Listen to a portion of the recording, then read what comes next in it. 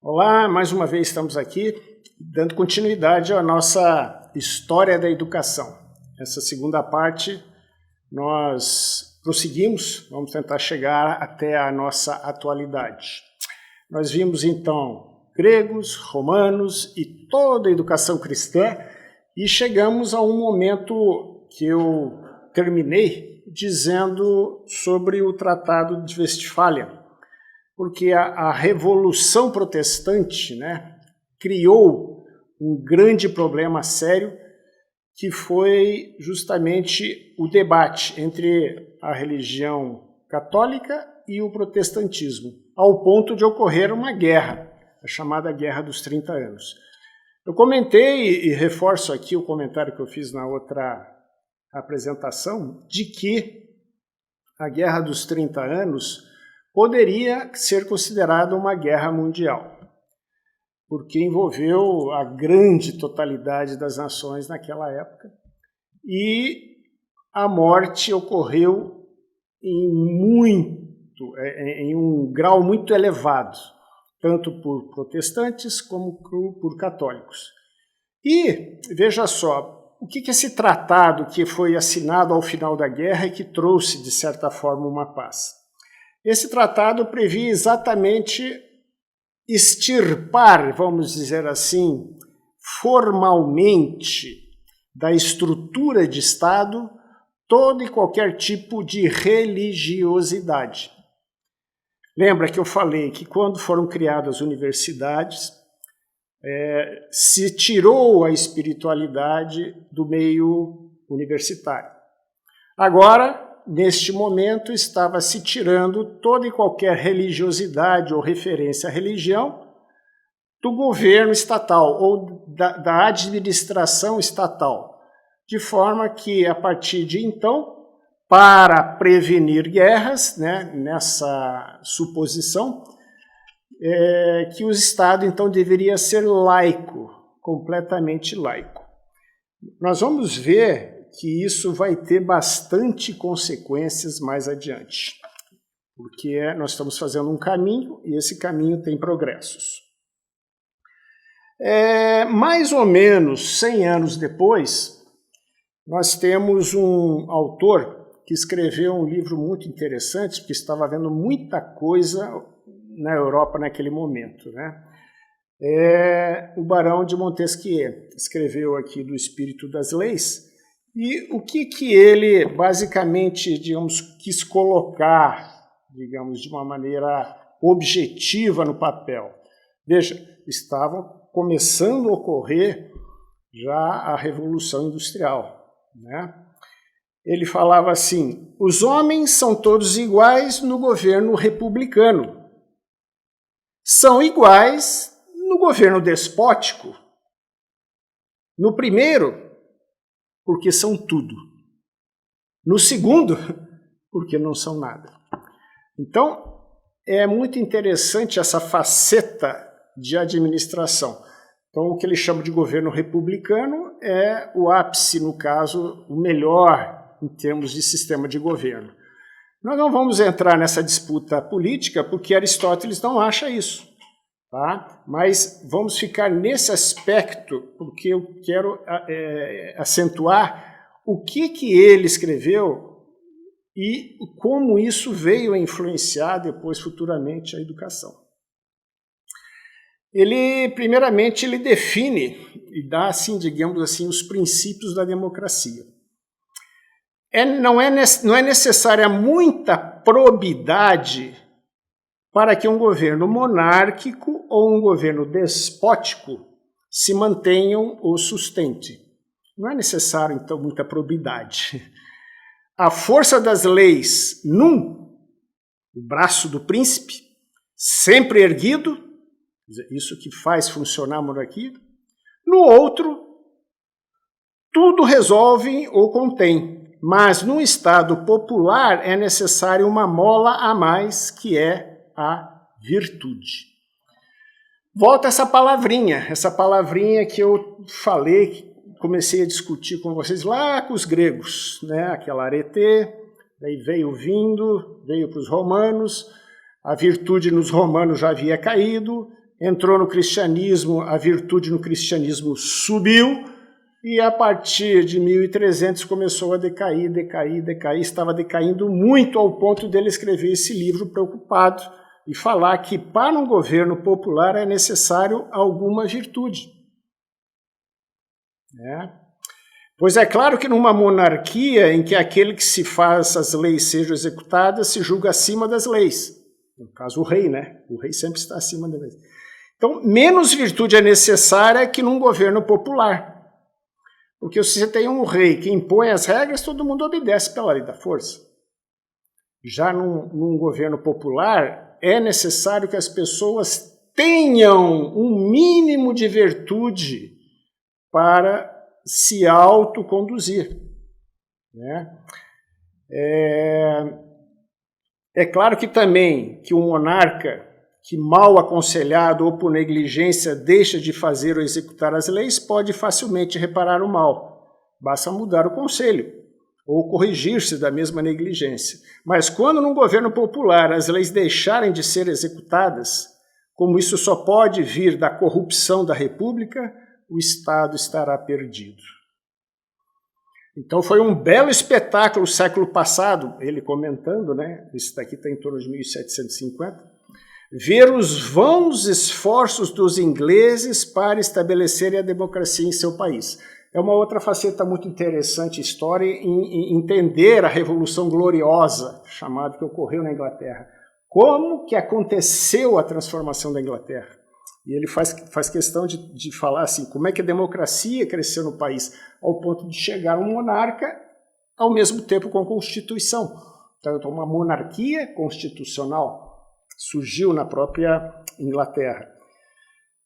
Como os que participavam dos negócios não tinham virtude, como a ambição deles era atiçada pelo bom sucesso de quem mais ousara, como o espírito de uma facção só era reprimido pelo espírito de outra, o governo mudava sem parar.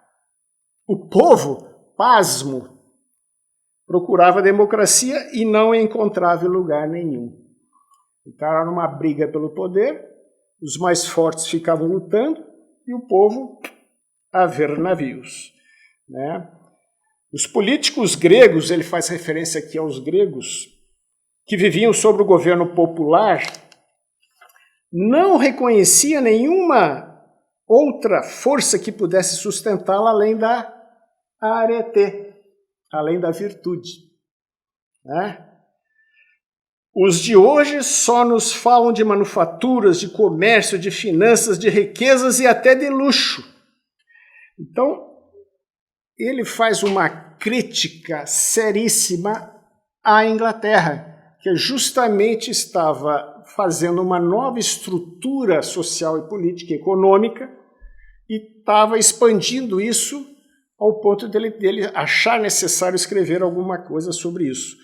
Então, ele dizia que lá na Inglaterra estava se perdendo aquela virtude. E que virtude é essa? É justamente o que nós podemos chamar de virtude cívica. Então, é uma virtude que vamos dizer assim, é uma decadência nas virtudes, mas ainda virtudes. Foi justamente do espírito das leis, o Montesquieu, que influenciou muito os americanos. Então, quando eles fizeram a Constituição deles, e aqui está um livro muito interessante, o próprio escritor da Constituição, um dos escritores, Alexander Hamilton, ele comenta em várias publicações em jornais, que está sintetizada nesse livro aqui, o Federalist Paper, ele fala que entre os mais formidáveis dos obstáculos que a nova Constituição terá de enfrentar, pode-se facilmente distinguir o óbvio interesse de certa classe de homens em cada estado em resistir a todas as mudanças que possam causar uma diminuição de poder, do emolumento, das consequências dos cargos que ocupam nos estabelecimentos do Estado. Então ele via que um grande obstáculo à Constituição é que cada Estado, lá nos Estados Unidos na época eram 13 colônias que estavam assinando essa Constituição, Eles assinaram a Constituição e 10 anos depois, que é mais ou menos quando foi feito isso, eles reviram a Constituição para saber se iam manter ou não. Então, era um obstáculo, quer dizer, cada um tinha o seu poder no Estado, mas tinha um poder acima. Como é que seria isso? Como é que seria resolvido isso?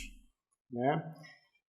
A ambição pervertida de outra classe de homens, que esperavam engrandecer-se com as confusões de seu país ou se vangloriam de perspectivas mais justas de elevação da subdivisão do império em várias confederações parciais do que de sua união sob um governo. Então ele via que o poder maior da União iria sobrepor em algum momento os estados, e a briga então entre os dois tipos de homens que ele fala aqui. Então, a Constituição americana foi escrita não para dar poder à União. A Constituição americana foi escrita para limitar o poder da União. Vocês vejam que é incrível como as coisas vão mudando com o tempo, né? Então, o constitucionalismo que se espalhou pelo mundo depois disso aqui, não é que a União pode tudo, né? Ou seja, ou ela não pode nada e aí escreve o que ela pode. As constituições serviriam exclusivamente para limitar o poder, para justamente dar o quê? Liberdade para os estados. Este é o espírito federativo, porque localmente as instituições, elas têm os seus hábitos, têm os seus costumes. Tá? E se eu for colocar um poder maior, eu vou impor ao de baixo algo que eu não quero. E não era isso que a Constituição americana queria. Tá? Então eu estava falando que justamente nesse ano estava sendo criado o Banco Central Inglês, que foi o embrião do sistema financeiro internacional, e deu impulso à chamada Revolução Industrial. E dessa revolução, a própria Inglaterra viu que podia fazer aquela mesma revolução em outros países e que o único obstáculo era o rei. Então, como o Banco Central conseguia imprimir dinheiro, ele ficou independente, quer dizer, era um Banco Central independente. O rei não mandava no Banco Central. Se o rei precisava de dinheiro, ou ele aumentava impostos, aí ele tinha que falar com o Congresso. Ou ele falava com o Banco Central e pedia dinheiro emprestado. As duas formas que o rei tinha. E com isso, o Banco Central corrompia os parlamentares, tinham eles do seu lado. E tinha o rei na sua mão porque tinha os empréstimos que o rei tinha que pagar. Então nós vemos aí que era uma fórmula interessantíssima de se manter no poder. E eles se expandiram. Aí, logo em seguida, 1789, a Revolução Francesa. A Revolução Francesa é instigada pela Revolução Industrial. Não podia ter um rei absoluto. Então todo o absolutismo europeu e mundial, poderíamos dizer, foi paulatinamente sendo destruído ou destronado. Porque eu não podia ter um rei absoluto. O rei absoluto ele é incorruptível. Como é que você vai corromper o rei? Ele é um poder maior, ele faz tudo. Né? Não tem como. Então, destituindo-se todo o sistema político da época. Então, a Revolução Francesa destruiu. E surgiu, por incrível que pareça, aí novo passo nesse tema que eu falei do Tratado de Westfália. Por quê? Bom, se Westfália foi uma guerra mundial e deu um problema sério, e eles tentaram segurar tudo, não deu certo, porque em 1800 surgiu Napoleão. Em 1801, ele toma posse e faz a mesma coisa que a guerra dos 30 anos, só que aí eles, França, atacando o mundo inteiro da época. Vai se fazer novo tratado. Aí veio o Tratado de Viena. Então, em 1815, né, fechando a era napoleônica, o Tratado de Viena veio a reforçar o espírito de Westfália. Não podia existir um poder mais forte individualmente. como teve na França. Então, o espírito era deixar todo mundo igual em termos de poder físico-militar para evitar guerras, obviamente tirando a religião, que já tinha sido tirada lá em Westfália. Tá certo? Só para ter uma ideia, curiosidades, né? Um grande camarada que teve responsabilidade muito grande no mundo atual, chamado Henry Kissinger, não sei se vocês já conhecem, é mais da minha época, né? Ele, justamente, o doutorado dele é sobre o Tratado de Viena. E não é à toa que daí o Henry Kissinger é um grande mentor e estimulador do governo forte mundial, né? O governo mundial. Prosseguindo, então, na área educacional, os Estados Unidos estavam crescendo e, em 1828, nós vemos um panorama interessante. Toda essa força da Revolução Industrial se expandiu, né? Tivemos aqui no Brasil também a influência, e nos Estados Unidos também, mas os Estados Unidos não tinham um sistema público de educação. Nunca teve, aliás, é do governo Carter o Ministério da Educação deles. Nós aqui no Brasil também só em 1930 tivemos o nosso Ministério da Educação. Então, é um processo que não era centralizado porque ninguém se preocupava nesse aspecto. A não ser que você quisesse realmente controlar toda a população, que é o caso hoje.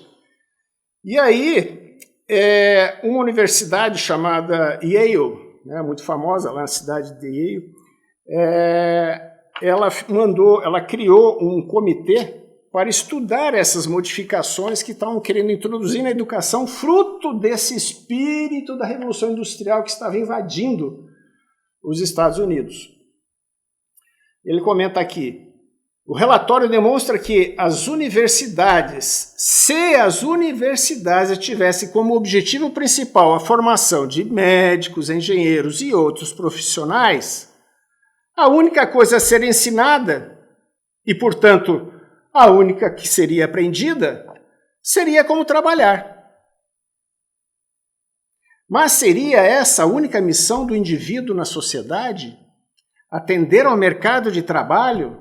Não teriam as pessoas obrigações com suas famílias, com sua comunidade local? O indivíduo não teria nenhuma obrigação de compreender questões políticas, econômicas, humanas, mais amplas? A única coisa necessária aos homens seria mesmo saber como trabalhar? Como diz o relatório, rebaixar o ensino superior a um mero instrumento de formação profissional coloca em risco a própria democracia. 1828. E já aí no final, na conclusão do relatório, veja só. Ao contrário, somos o povo cujo governo e instituições têm aquele espírito que mais especial e imperiosamente que qualquer outro exige, seja o campo do aprendizado clássico, explorado e cultivado de forma diligente e meticulosa, e que a sua mais rica safra será colhida. Os modelos de literatura antiga que são colocados nas mãos do jovem estudante certamente conseguirão imbuir sua mente dos princípios de liberdade e inspirar-lhe um mais vívido patriotismo e estimular as ações nobres e generosas, sendo, portanto, particularmente adequados à juventude norte-americana. Então, a educação superior e o resgate intelectual nesse relatório de Yale, de 1828, mostra a preocupação já das universidades americanas dessa influência. Só que o que aconteceu? Nada. Realmente, a força econômica foi muito forte, muito forte. E quando chegamos a 1900, qual era a educação, então, americana e de certa forma, espalhada pelo mundo, inclusive, principalmente na Europa? Ora, ela aquela que o Barão de Montesquieu tinha escrito, eram virtudes cívicas, né? Então, se houvesse uma formação do cidadão sim, formação do homem público, uma preocupação que ele tivesse com a comunidade, com a família, né? Lembrando que Aristóteles falou, lembra que nós comentamos aqui do oikos, né? Da família, que é a origem da sociedade, então é importantíssimo que o cidadão preocupasse com a sua família. A preocupação com o bem público, o entendimento de questões políticas, capacidade de entender a realidade e tudo que está à sua volta, discutir seriamente os acontecimentos de seu país e também das relações internacionais. Então, essa educação era a educação daquela época, neste momento, é o que nós chamamos de educação clássica. Então, a educação clássica tinha essas virtudes cívicas nas pessoas. E surge, então, nesse contexto, a chamada escola profissionalizante. Tá? Escola profissionalizante, onde o ser humano, obviamente, deixa de ser uma pessoa e passa a ser um produto, que chama-se o bom profissional. 1900, melhor dizendo, seguindo na ordem cronológica, isso em 1900. Em 1914 temos a Primeira Guerra Mundial, falado em Primeira Guerra Mundial. E é dela que surge a Liga das Nações. E ao final, digamos, essa própria Liga das Nações é uma espécie de grande contrato que soma-se aqueles dois tratados anteriores, o de Westfália e o Tratado de Viena. Porque os dois tratados anteriores visavam evitar uma próxima guerra mundial e nenhum dos dois tratados conseguiu. Então agora, depois da Primeira Guerra Mundial, temos que haver algo para fazer para evitar novas guerras. E aí vem um estudo muito interessante sobre soberania. Ora, soberania, o que é soberania? Porque soberania é um conceito bastante abstrato, né? Trata-se de uma autoridade que, na verdade, não existe por si mesma. Quer dizer, não existe a soberania. Ninguém consegue ver a soberania, ninguém consegue pegar a soberania, né? É uma autoridade que se atribui. Alguém tem soberania, ou algum país tem a soberania. E como ele é muito fácil de dar, também é muito fácil de se retirar. Né? A nossa Constituição, por exemplo, diz que é soberana. É impossível a Constituição ser soberana. A nossa Constituição não tem como. Né? Rigorosamente falando, né, a natureza da autoridade, uma Constituição não poderia ter soberania nenhuma. Trata-se de um papel, embora tenha sido votado por todos, né, não deixa de ser um papel. Então, não pode ser autoridade por si mesmo, a não ser que tivesse algo assim, sólido para seguir. Não tem. A soberania é um ser racional, vamos assim dizer, né? Não é um ser material. Dizer que a Constituição é soberana é o mesmo que dizer que uma nota de $10 vale $10. Né? Quando o Banco Central começou a imprimir moeda, ele começou a frente. Veja, quando é um processo, você foi tirando a universidade, a religiosidade, a universidade foi crescendo na sua ciência. Quer dizer, o diploma é dado pela universidade. O que é o diploma? Aquilo tem um valor extremamente subjetivo.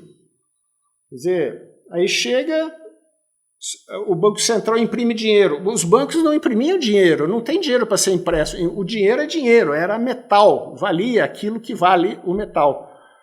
Tinha até fraudes que o pessoal afinava as moedas para fazer mais moedas, mas, ou seja, era moeda.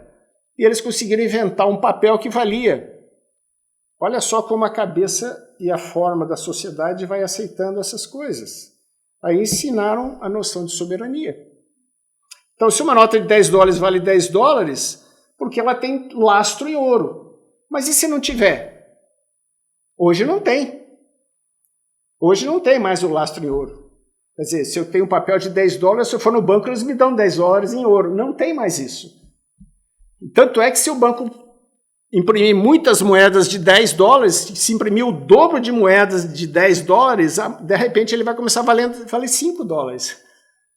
A inflação acontece.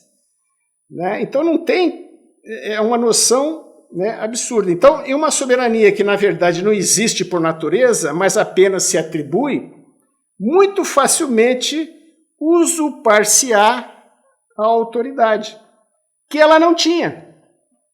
E aí que está o problema. Então, ao se propor que a soberania das nações passa por uma soberania única, nós estamos passando uma panela de água fervendo para uma panela de óleo fervendo. Em vez de água fervendo, óleo fervendo.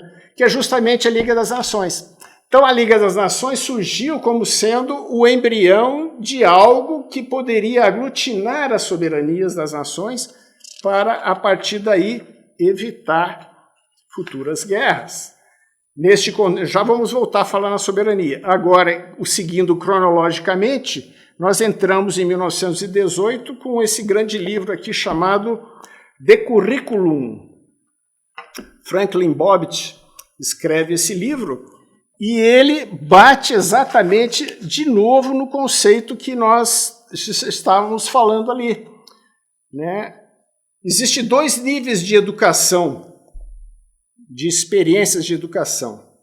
Ele pergunta aqui, existem 2 tipos. Em uma mão, nós temos que olhar primeiramente para os resultados subjetivos da educação.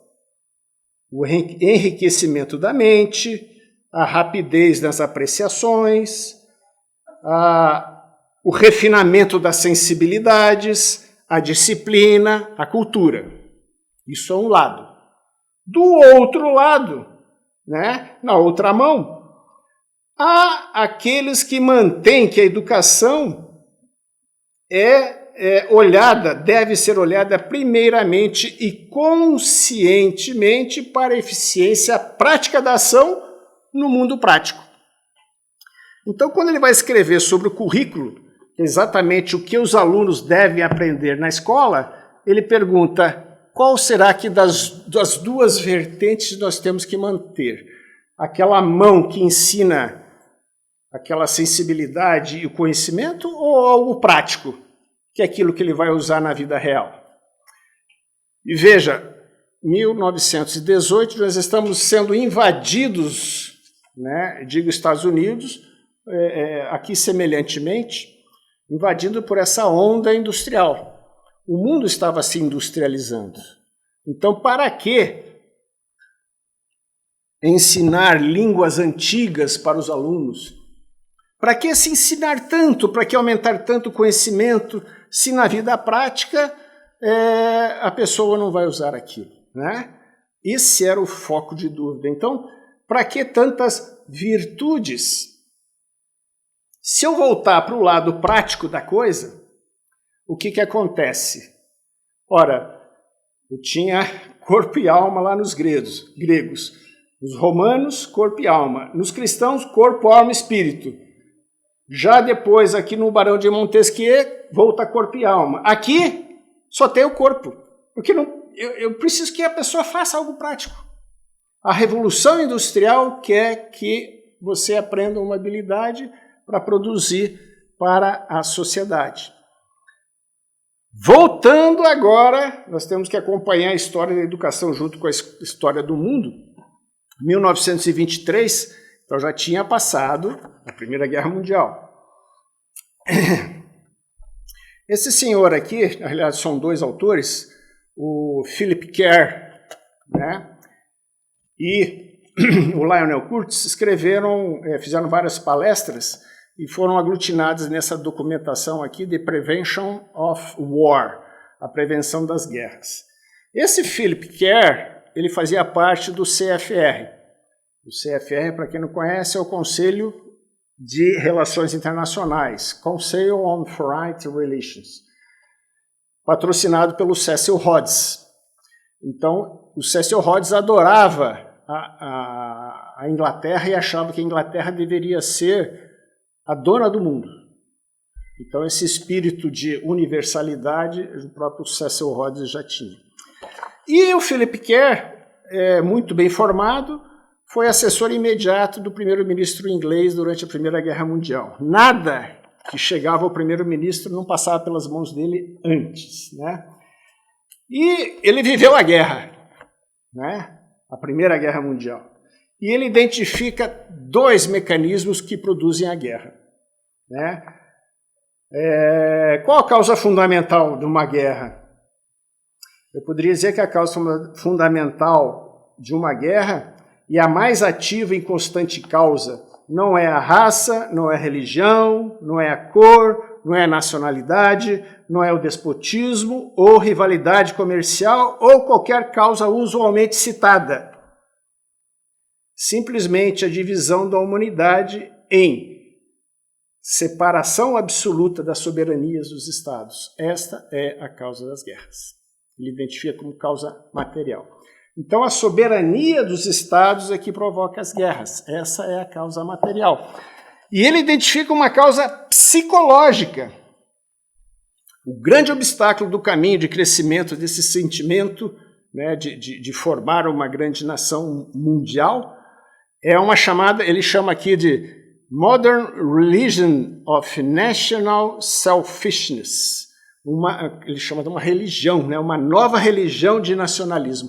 Ou seja, o nacionalismo como causa psicológica, somado à soberania como causa material, ele diz que isso que provoca as guerras.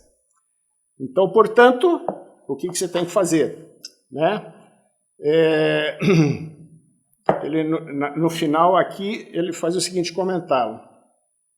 Bem, a total abolição das guerras é um sonho bonito, mas ainda um sonho. Algum dia, e talvez, possivelmente, não agora, né? Isso ocorre por mas isso exige uma resposta imediata. Mesmo não sendo possível fazer a paz hoje por meio dessas propostas, né? Nós temos que ter uma ideia de que, primeiramente, se nós não fizermos um plano objetivo visando esse término da guerra, nós vamos estar diante de duas respostas, apenas duas respostas. Construir estavelmente a direção de uma unidade mundial, ou seja, construir uma estrutura que tenha unidade mundial, ou esperar outra guerra. Então, ele tem toda a certeza que se você não mexer nesses dois itens e criar uma unidade mundial, haverão novas guerras. Tá? Em 1931, os próprios Estados Unidos começaram a ver alguns problemas na educação. Porque, vejam, acabar com a soberania, ter um governo mundial, essa história de que a educação tem que ser voltada apenas para a parte prática da vida, entendendo a parte prática da vida apenas uma profissão, ou seja, uma espécie de ênfase na sociedade, esquecendo, obviamente, que, como diz Aristóteles, a origem da sociedade é a família. Então, nesse modo, a sociedade que está formando a família está sendo no sentido inverso.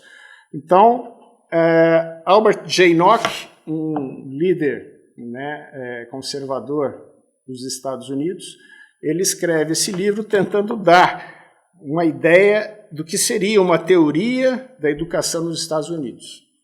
Né? E vamos ver o que ele fala, o que é interessante para nós aqui nesse estudo rápido que nós estamos tendo sobre a história da educação. Primeiramente, olha só, deve haver um significado que nós precisamos entender que não é a mesma coisa. Alguns chamam de educação, meramente o que nós entendemos como sendo instrução. Então, lembra que eu falei já anteriormente a diferença entre educação e ensino? Exatamente, ele chama de educação e instrução. A educação de um homem deve incluir vários tipos de instrução, mas não são mera distribuição, né? Um homem instruído tem que ser um homem bem educado. Então ele faz essa distinção. E ele explica que na teoria educacional americana nós precisamos entender especificamente que alguns termos que às vezes não são possíveis. Por exemplo, o nosso sistema é baseado na assunção popularmente reconhecida e implícita de que há uma doutrina de igualdade. que cada pessoa é educável. Mas, para início de discussão, será que isso é verdade? Segunda questão que ele coloca é que uma segunda ideia que nós temos que examinar é o que é democracia. Então, não há como falar em educação sem partir dessas ideias. E uma terceira que ele coloca é de que o governo deve exigir uma ordem para que todos os cidadãos sejam literatos. Mas ele pergunta aqui, mas eles vão ler o quê? Existe um propósito para guiar o que ele deve ser lido? Então, ele parte desse pressuposto aqui, de que a educação ele tem que passar por um crivo e análise do que deve ser ensinado. E saber que pessoa a pessoa, e nós vimos lá nos Romanos, a preocupação com cada aluno, e vimos que também no Ratio Studiorum, a preocupação que alguns alunos não conseguem acompanhar a turma, ou seja, todos são educáveis? Sim, cada um a seu tempo. Então, como fazer isso? Se você for massificar o ensino, você vai prejudicar dois extremos. Os mais aptos, que serão abafados, e os menos aptos, que serão excluídos. E para não excluir os últimos, você abaixa o nível para conseguir pegar a todos. Aí você força mais a barra, porque você destrói mais o pessoal que está alto. Não só os super altos, mas também toda a mediana. Ou seja, ao você homogeneizar, você abaixa o nível. Todo educador sabe disso. Todo educador sabe disso. Logo depois, 1939... Aliás, 1939, né, começa a Segunda Guerra Mundial, 45 termina, novo tratado. Só que aí a Liga das Nações, da Liga das Nações, evolui para a ONU, Organização das Nações Unidas. Então aquela meta de governo mundial está cada vez mais forte. E eu precisava cada vez mais formar esse povo para produzir, diminuir o nível intelectual deles. Aí nós temos uma publicação excelente, e antes de entrar nessa, surge uma coisa interessantíssima, que já vou comentar, o Bertrand Russell comenta aqui. Surge os chamados arsenais nucleares. Então os arsenais nucleares vão dar uma outra vida a ideia de soberania. Ralph Tyler escreveu os princípios básicos de currículo, e aqui ele diz que claramente, para ensinar, nós precisamos ter os objetivos educacionais, 4 tipos. Os objetivos educacionais que uma escola deve procurar atingir. Ele precisa ser definido, né? Ele precisa saber quais as experiências educacionais que podem ser oferecidas e como organizar essas experiências e como ter certezas que os objetivos serão alcançados. Ou seja, ele criou praticamente o que nós chamamos de avaliação. E aí, currículo e avaliação é um problema sério, né? Tá? É um problema sério. Em 1950, então, a educação clássica já foi para o vinagre, né? A gente já pode dizer, porque a educação que está se vendo já é o que está aqui. E, falando no Bertrand Russell, ele escreveu um livro, The Impact of Science on Society, né? O impacto da ciência na sociedade, e ele fala interessantíssimas coisas aqui, que cabe e nos afeta diretamente a educação. Estas considerações provam que o mundo científico, a sociedade do mundo científico, não pode ser estável sem ter um governo mundial. Tá? Eu preciso ter um governo mundial. Se uma população tem um problema para resolver como gerenciar a humanidade, nós temos que seguir completamente a evidência dos princípios de Darwin, Charles Darwin, né? E ele fala assim, bom, o governo mundial, só ele vai evitar a guerra. Agora que tem a bomba atômica, quem tem a bomba atômica não vai abrir mão da sua soberania. Então, como é que vão fazer? nós temos que destruir o pensamento da pessoa. Vamos ensinar para eles, por exemplo, que a neve é preta. Ou seja, é um processo de ensino na qual o governo muda a educação de maneira generalizada, obtendo o total controle subjetivo da segurança, sem necessitar de exército nem de policiais. Ensine que a neve é negra e quando todo mundo acreditar nisso, estamos resolvidos os problemas da guerra, né? Porque o mundo não suportará a Terceira Guerra Mundial. E aí, eu gostaria de entrar mais nesse assunto, mas o tempo realmente não permite. Vamos direto a 1970. Agora, de 1950, quando ele escreveu, vamos pular para 70. Foi o segundo passo, vamos dizer assim, que aconteceu. Tá? Primeiramente, eu estou dando um passo muito grande aqui. Mao Tse-tung escreveu, e isso eu preciso passar antes aqui, esse livro aqui não pode ser esquecido, ele foi um grande teórico e um pouquinho antes dessa data aqui, de 1950, do Bertrand Russell, ele escreveu um livro chamado Sobre a Contradição, onde ele fala que realmente tudo na vida, ele criou essa teoria, carrega uma contradição dentro de si mesmo. Né? Então, a educação vai ter a sua contradição e ela sozinha se autodestrói. Tá? Ele lança aqui uma ideia que a causa fundamental das coisas está dentro dela própria. Então ele nega a teoria da causalidade de Aristóteles e diz que basta que a coisa esteja dentro dela para ela acontecer. Então ela não... ele cita o exemplo. Você pega um ovo, né? Ele cita a causa aqui do ovo. Você bota o ovo para esquentar, o ovo se transforma num pintinho. Se você pegar uma pedra, esquentar não transforma em nada. Quer dizer, o problema... e acha que essa comparação é suficiente para os seus leitores entenderem. Quer dizer, ele compara um ovo com uma pedra e os dois são submetidos ao calor, ou seja, a causa é interna. Obviamente que a causa eficiente é externa. E sem causa eficiente não há causa alguma. Aliás, se não houver causa final, não há consequência alguma, né?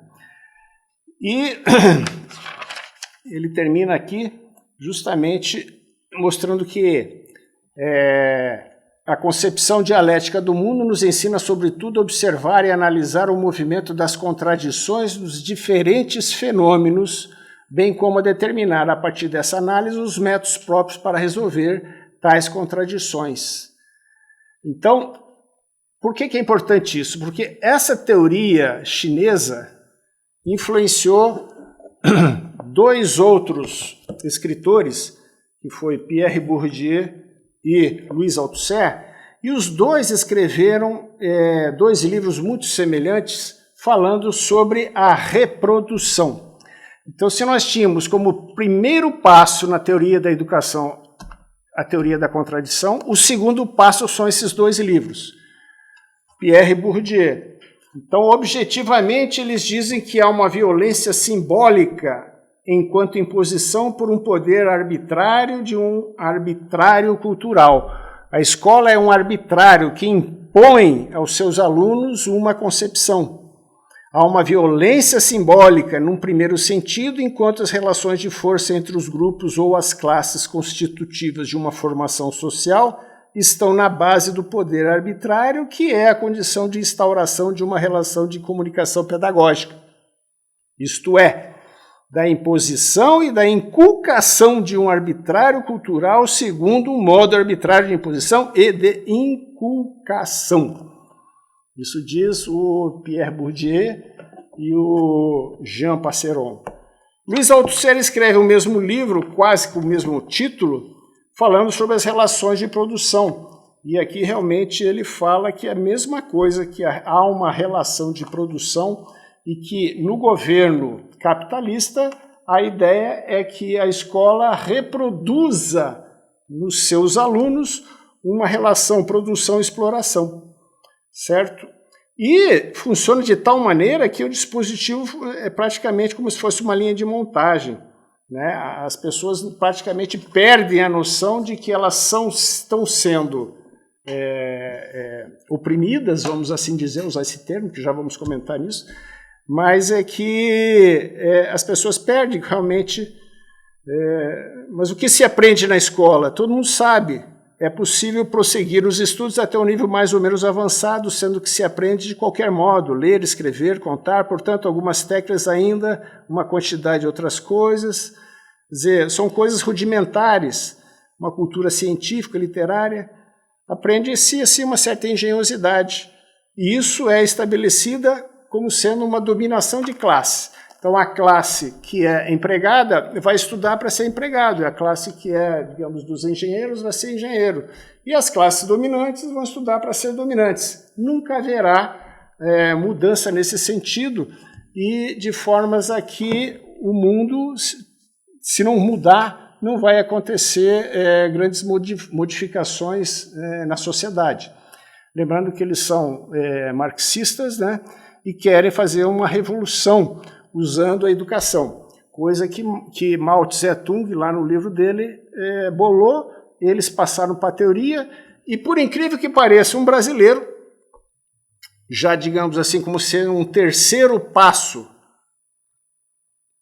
para essa nova teoria educacional, né, ele quer mudar a escola, não mais formar profissionais, porque ao formar profissionais eu estou formando os oprimidos, né? E, por incrível que pareça, estou formando também os opressores. Então, Paulo Freire, quando escreveu A Pedagogia do Oprimido, ele não tinha contato direto com os dois, mas ele fez uma prática. O que aqui é a teoria, ele transformou em prática. Então, a teoria, ou a pedagogia do oprimido, é justamente nada mais, nada menos do que isso. A contradição entre opressores e oprimidos, a sua superação. A necessidade de se libertar-se a si e os opressores. Os opressores nem sabem que são opressores dos oprimidos. E os oprimidos também não sabem que são oprimidos pelos opressores. Eu preciso clarificar a todos, mostrar como é que isso é feito. Já agora ninguém educa ninguém, como tampouco ninguém se educa a si próprio. Os homens se educam em comunhão, mediatizados pelo mundo, mediatizados pelos objetos cognoscíveis que na prática bancária são possuídos pelo educador, que os descreve e os deposita nos educandos passivos. Então a teoria dele, né, que ele transformou em prática, é justamente levar a teoria da ação dialógica, que é uma colaboração. Junto, labor é trabalho. Colaboração é trabalhar junto, né? O eu antidialógico, dominador, transforma o tu dominado, conquistado, num mero isto. O eu dialógico, né, então o contrário, pelo contrário, sabe que é exatamente o tu que o constitui. Sabe também que constituído por um tu, um não eu, esse tu que se constitui, por sua vez, como eu, ao ter no seu eu um tu. Desta forma, o eu e o tu passam a ser, na dialética dessas relações constitutivas, dois tu, que se fazem dois eu. Tá? Então, há uma teoria de que então acaba essa relação de cima para baixo. Então, não há mais a autoridade do mestre, não há mais a autoridade do professor. Nós dois somos tu e, ao mesmo tempo, somos eu, né? E acaba, então, essa opressão no ponto de vista deles. Então, agora, caminhando realmente para o final, porque, embora nós estejamos em 1970, né, nós já temos estrutura suficiente para saber o que aconteceu. Né? Eu podia trazer mais uma infinidade de livros, mas vamos partir objetivamente, até porque essas nossas aulas são introdutórias, né? Nós pensamos, junto com quem adquirir todo o nosso programa dessa promoção dos livros, das luzes sobre a educação, também oferecer um curso. E eu pretendo formar esse curso e lá nós vamos esmiuçar melhor todos esses detalhes. Então, em 1970, o nível cai geral. Estados Unidos, Argentina, Uruguai, Chile, Europa, todo mundo está caindo. Né? Desse conjunto aqui, Althusser, Bourdieu, vem Jacques Derrida e o desconstrucionismo. Daí segue Michel Foucault com o pós-estruturalismo, que é o que é isso? O pós-estruturalismo que se opõe ao estruturalismo. O que é o estruturalismo? Ora, as sociedades humanas têm uma estrutura fundamental, básica, em que todos seguem. Então, desde uma tribo de canibais lá na Nova Guiné até os Estados Unidos, China, há algo estrutural que mantém as coisas funcionando e que se manifestam de diversas formas culturais, mas há uma estrutura inicial. Já os pós-estruturalistas, né, dizem que não há realidade nenhuma, nem essa realidade estrutural existe. Né, que tudo é discurso de poder, tudo é o que se fala. O engenheiro não existe, o médico não existe, as profissões não existem, só existem para exercer poder sobre outras. Né? Só a submeter submetendo ao outro.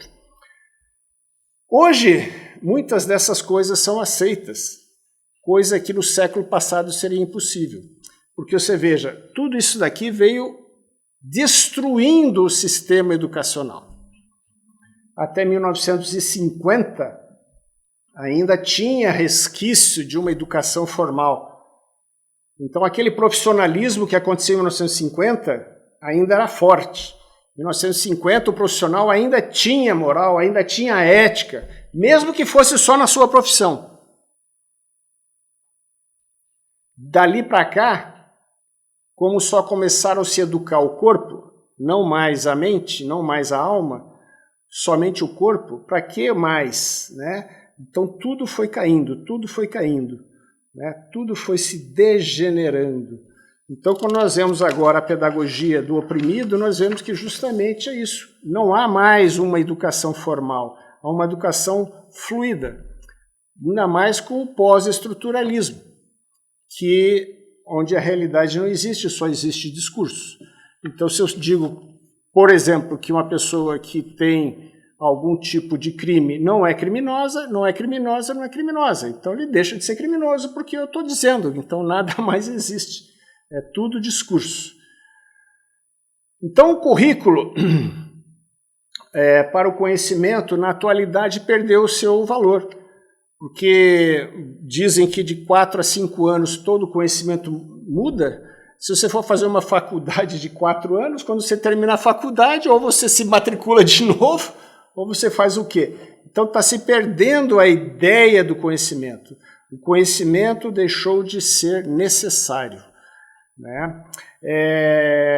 Não se pode mais insistir no conhecimento, até porque seria impossível você, na hipótese, abarcar todo o conhecimento necessário. Para que fazer isso, né? Não precisa isso.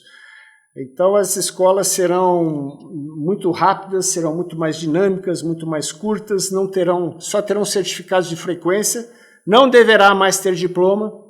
Para que serve diploma, né? Pelo menos no sentido tradicional. Tudo será muito volátil, o aprendizado será contínuo, o que deve insistir é apenas o desenvolvimento das habilidades e competências, como é a nossa base nacional comum curricular, né? Baseado em competências, em habilidades. E o que é importante, portanto, não é compreender a verdade das coisas, o que não existe. O que é importante é ser capaz de fazer as coisas. Então você veja que é jogar aquilo que nós temos na nossa antropologia, que é a nossa inteligência, jogar no lixo. Eu não preciso mais entender as coisas, então para que eu tenho inteligência? Eu me equiparo a um animal irracional, que eu tenho só que aprender a como fazer as coisas. Né? Tem gente que quer ser porteiro, mas espera aí, tem gente que coloca um computador como porteiro. Por quê? Porque não precisa pensar. Esse pode entrar, esse pode não entrar. Esse pode entrar, você bota um computador ali com um leitor óptico, esses podem entrar. Ele lê, entra, lê, não entra. Quer dizer, tem algumas profissões que foram tão rebaixadas que ela não exige inteligência. E aí a gente fica achando que isso é uma profissão digna de uma pessoa, né? Então, a antiga educação profissional derrubou a escola clássica. Essa, por sua vez, deixou de existir, então, aquelas realidades humanas, realidade familiar, social, a própria história civilizacional foi deixada de lado. Eu não preciso mais entender o que foram os gregos, os romanos, o que foi na Primeira e Segunda Guerra, o que foi nas diversas evoluções culturais. Para que saber disso? Isso não é importante. Importante é você produzir, é você realizar uma atividade econômica produtiva, né? Até porque ser filósofo, para que ser filósofo hoje? É perda de tempo, né? Para que ser filósofos? Inclusive, até os professores estão em vias de perder as profissões porque as grandes big techs estão desenvolvendo professores virtuais que vão substituir bem os mestres atuais, até porque os mestres atuais também não são bem preparados e não precisa muita coisa para ensinar habilidades, né? Muita coisa realmente, se fosse ser implementada no século passado, não seria possível, mas hoje é. Você pode dizer que o homem não é homem e a mulher não é mulher. Porque isso é discurso de poder. E, veja, nunca aceitaria isso no século passado. Mas hoje se aceita. Aceita porque a nossa inteligência foi jogada no lixo. E nós não sabemos como revivê-la. Não temos como revivê-la, né? A educação, por exemplo, hoje não tem civismo. Então, o que seria ótimo na época do Barão de Montesquieu, que é aquela educação cívica, a virtude cívica, não tem mais. Porque se eu tiver virtude cívica, eu desenvolvo o nacionalismo, desenvolvo a soberania, que são dois itens que provocam a guerra. Então eu tenho que destruir o civismo. Então quando você fala em civismo hoje, o pessoal, aliás, não se ensina mais civismo na escola, porque isso é atraso, isso é retrocesso. Tá? Ninguém mais procura resolver os problemas, porque quem resolve os problemas é o Estado. Então eu não preciso mais saber das coisas. Se eu tenho dúvida, mando alguém fazer, ou ligo para o Estado resolve os problemas para mim. E aí eu vou me tornando ou formando uma grande quantidade de pessoas que não sabem usar a capacidade que tem. Aquela capacidade que os gregos sabiam muito bem, que os romanos desenvolveram, apesar de decrescer, que os cristãos então levaram a um nível excepcional de uso da inteligência. Isso tudo na história da educação do mundo foi colocado de lado, né? Eu nem entrei aqui num estudo muito forte sobre a escola de Frankfurt, né? Mas, de uma maneira geral, na teoria da reprodução, está muito claro que a ideia é desinformar, ou tirar a forma de todos os conhecimentos que existem culturalmente, né? O que alguns chamam talvez de revolução cultural, né?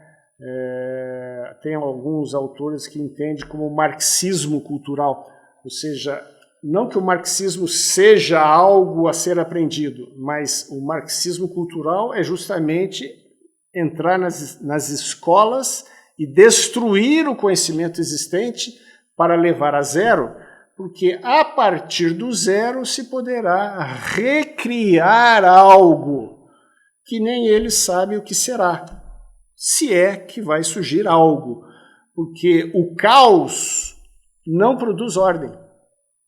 O que produz ordem é a inteligência, tá? Então, o comportamento, como eu falei logo no início, educação é mudar o comportamento. O que eles estão querendo? O que a revolução cultural, o que o marxismo cultural, que vem desses autores todos, produzem hoje na educação, é forçar a mudança de comportamento. Como é a educação? Mudar o comportamento. Por quê? Porque se eu continuar valorizando a família, querendo valorizar o conhecimento, eu vou querer formar a minha sociedade. Não, você não tem que formar a sociedade, porque é a sociedade que te forma. Então, é justamente a educação hoje está sendo assim, está sendo imposta de cima para baixo. Então, acho que vocês conseguiram entender agora a definição de educação que eu dei, que é mudar o comportamento. Então, é assim que os teóricos franceses descobriram, estudando Mao Tse-tung, que poderia ser feita uma teoria para educar novamente a população. Como? Mudando seu comportamento todo. De moral até a própria matemática. Mudar tudo. Por isso que obras de arte hoje são consideradas absurdos, né? Determinados conhecimentos, determinados estudos, para que estudar? Então, caminhando então para o final dessa exposição e até estimulando vocês que realmente busquem no nosso livro mais algumas coisas, porque a gente deu umas pinceladas aqui, uns pulos muito rápidos, né? Mas a educação atual no mundo, isso não é privilégio do Brasil, está simplesmente voltado para formar uma atividade profissional dos indivíduos. E, obviamente, o mais cedo possível. Por isso que as crianças, hoje, com 4 anos, já tem que colocar na escola, pela nossa LDB. E a ideia do governo mundial é que com 1 ano já se tire de casa, porque quanto mais cedo você tirar de casa, mais cedo você tira da influência familiar, porque essa influência familiar está atrapalhando o sistema todo para formar um grupo de pessoas que não pensem mais, mesmo que tenham armas nucleares, e que eles não precisem mais usar as armas nucleares, porque eles têm que evitar a Terceira Guerra Mundial a todo custo. Porque não haverá 4ª Guerra Mundial, entendeu? Só haverá agora a 3ª, por causa das armas nucleares, né? Certamente a 4ª Guerra Mundial, alguns dizem que será com pedras e marretas, porque o que vai sobrar, né? Mas então, nós encerramos aqui essas ideias sobre a educação, e achamos que se vocês tiverem algumas dúvidas, podem mandar para nós aí algumas perguntas, né? As aulas estão sendo colocadas no site do Instituto, no canal do YouTube, e a gente pode, quem sabe, até responder alguma delas, se vocês tiverem alguma curiosidade. Eu agradeço a atenção e muito obrigado aí pela paciência em nos ouvir até aqui.